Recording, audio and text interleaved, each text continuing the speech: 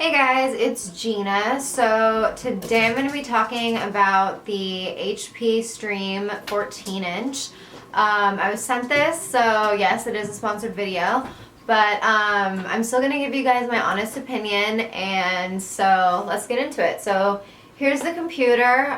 It's really nice and really light, and as you can see, it's quite thin, so it's really easy to throw in your backpack or a tote bag or whatever you use to, get your stuff to and from school, work, whatever. So I definitely like that about it. What I found myself utilizing it for the most is for streaming Netflix.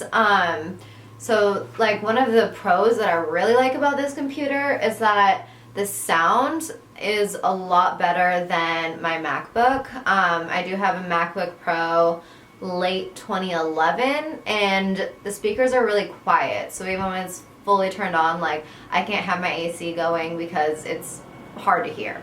So with this, like I can hear so much better.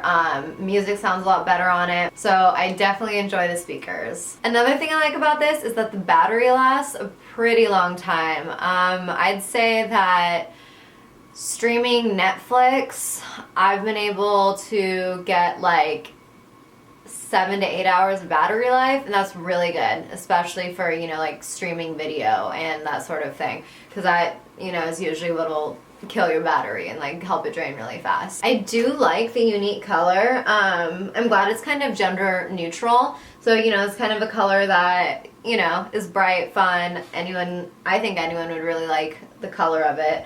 I think the plastic might turn some people off because it is covered in plastic, so I might be a little more worried about it, like traveling with it, just really making sure that it's in like a good protective case if you were to travel with it, just because I don't know, I feel like things are more secure in more of a metal encasement rather than a plastic one. When you get this computer, it includes a subscription to like the Microsoft Office pack, so you get like PowerPoint, Office, etc., all that stuff. So that's pretty cool that you get that for 1 year for free. And then also it includes a year-long subscription, free subscription, well, both subscriptions are free, to Dropbox.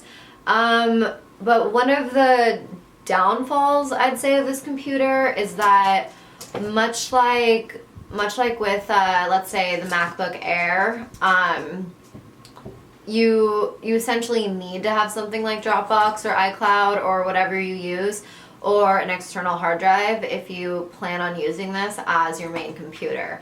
So I tried to load my iTunes on it, but instead I ended up buying Apple Music because then I could just stream whatever I wanted, and that worked out great.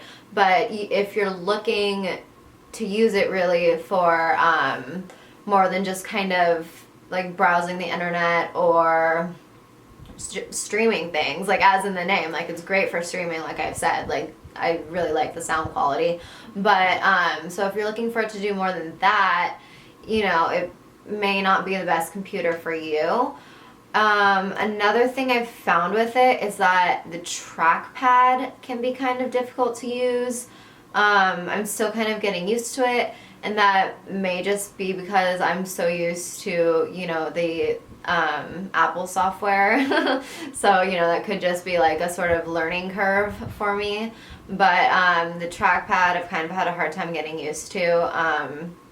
Yeah, I'm not really sure about that. Oh, and then and then the last thing I don't like so much about it is that due to, I think, the RAM, whatever's installed in it, if you have like 3 applications open, your computer gets really, really slow.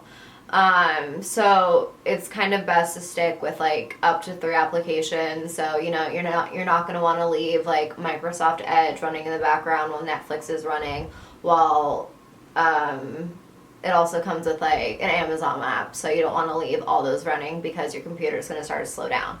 But one thing that I did think was pretty cool, that is, as someone who hasn't been a Windows user in so long, is that much like with like let's say like my PlayStation, it, you know, it comes like built in with like a Netflix app, so you don't have to go to the Netflix website. You can just click it and then you log in.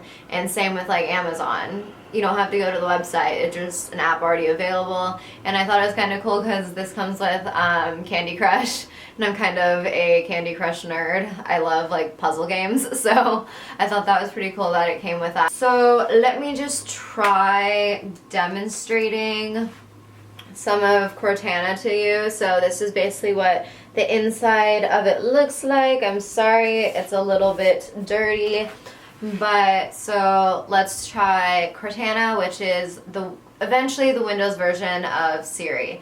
So you can ask Cortana to do stuff for you, and she's supposed to comply. Alright, so here's my computer. So I'm gonna go, I know that the screen's not going to look proper because screen to screen always looks kind of screwed up, but let's just test Cortana out.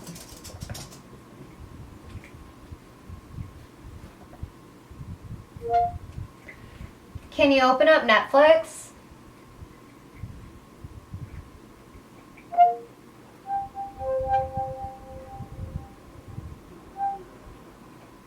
Sure, here's Netflix. And so then, as you can see, it goes ahead and just opens up the application for you, which is pretty awesome, you know. Like, it's just like a nice little way to have a shortcut and, you know, just shortcut. Who doesn't like that?